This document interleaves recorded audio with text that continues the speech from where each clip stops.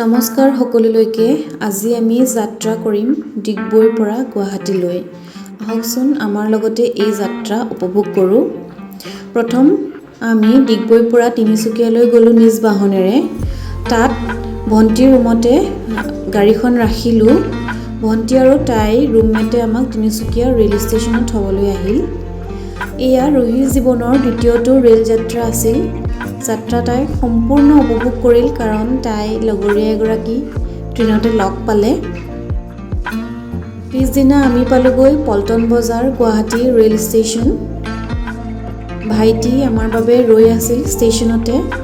আমি আটাইকেইটাই উবেৰ এখন বুক কৰিলোঁ আৰু গুৱাহাটীৰ আজাৰাত থকা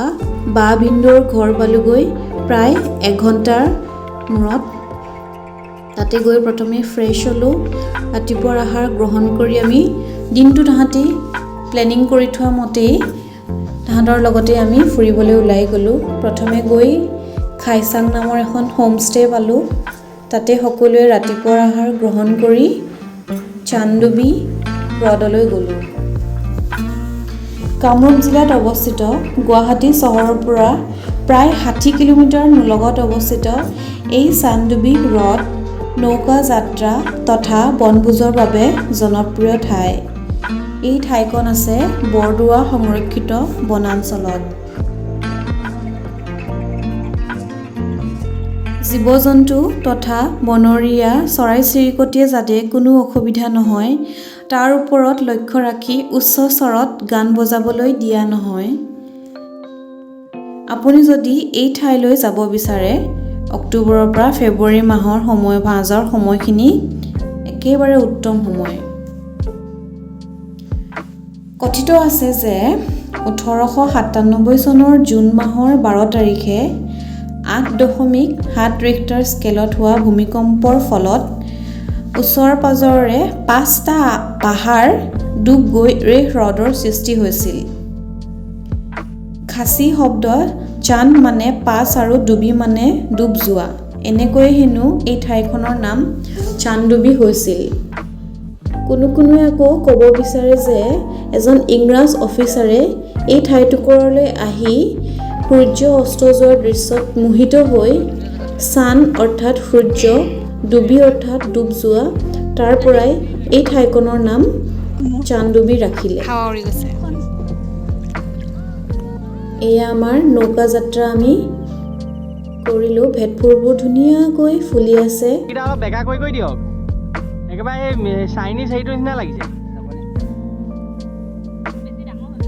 আপোনাৰ একেবাৰে চাইনিজ হেইটো নিচিনা লাগিছে নহয় জাপি আৰু লাইফ জেকেট তেওঁলোকেই প্ৰদান কৰে প্ৰতিজন ব্যক্তিৰ বাবে 100 টকাকৈ তেওঁলোকে ন্যূনতম মাচুল ধাৰ্য কৰি দিছে ইয়াৰ ৱাটাৰফলটো কোনফালে আছে ইমান ধুনীয়া পৰিৱেশ আমাৰ যে ভাগৰ একেবাৰে নাইকিয়া হৈ গ'ল এইফালে নোৱাৰি ৰাস্তাই দি আমি যাব পাৰিম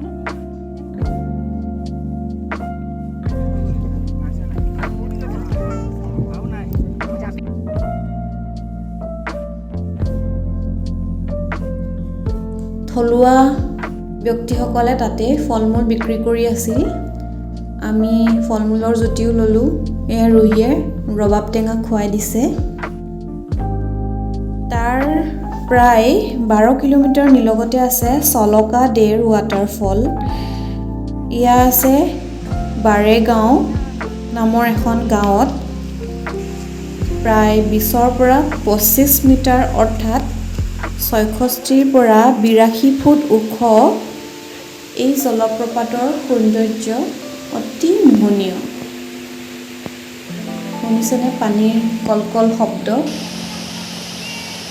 ৰাতি যে আমি ট্ৰেইনত গৈছিলোঁ আমাৰ যে টোপনি ক্ষতি হৈছিল অকণমানো আমি নিজিৰাকৈয়ে যে এনেকৈ ফুৰিবলৈ গ'লোঁ আমাৰ যে অকণমানো ভাগৰ লগা নাছিল কাৰণ এই সেউজীয়া প্ৰাকৃতিক পৰিৱেশ আপুনি যদি ভাবিছে এই জলপ্ৰপাত চাবলৈ যাওঁ তেনেহ'লে শ্ৰেষ্ঠ সময় হৈছে জুনৰ পৰা ছেপ্টেম্বৰ মাহৰ ভিতৰত কাৰণ এই সময়খিনিতে পানীৰ সোঁত আটাইতকৈ বেছি হয় আৰু দেখাটো বৰ আকৰ্ষণীয় হয়। লাহে লাহে সন্ধিয়া হৈ আহিছিল, গতিকে আমি আগতে ধৈৰ্য কৰি ৰখা খাই চাং নামৰ সেই হোমষ্টেখনলৈ ঘূৰি আহিলোঁ। বা আৰু ভিনদেউৰ লগৰ দাদাসকলে গান গালে, আমি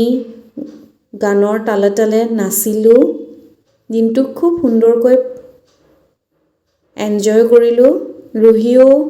আচলতে বেছিহে এনজয় কৰিলে আৰু তাই ফূৰ্তি দেখি আমাৰ ভাগৰ এনেই নাইকিয়া হৈ গ'ল। শেষত আমি সন্ধিয়াৰ আহাৰ গ্ৰহণ কৰি গৃহাভিমুখী যাত্ৰা আৰম্ভ কৰিলোঁ। পুনৰ লগ পোৱাৰ প্ৰতিশ্ৰুতিৰে আজিলৈ আহিলোঁ।